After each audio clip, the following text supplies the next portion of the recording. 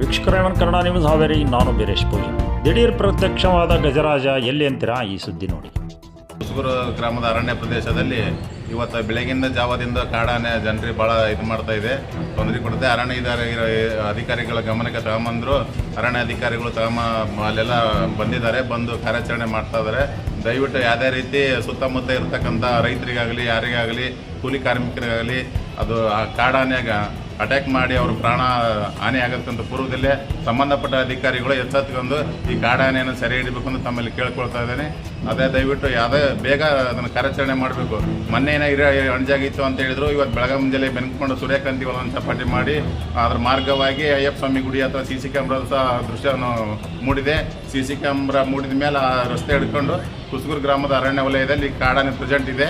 ದಯವಿಟ್ಟು ಅದನ್ನು ಸಂಬಂಧಪಟ್ಟ ಅರಣ್ಯ ಅಧಿಕಾರಿಗಳು ಕಾರ್ಯಾಚರಣೆ ಯಶಸ್ವಿಗೊಳಿಸ್ಕೊಂಡು ಕಾರ್ಯಾಚರಣೆ ಮಾಡಬೇಕಂತ ತಮ್ಮಲ್ಲಿ ಕೇಳ್ಕೊಳ್ತಾರೆ.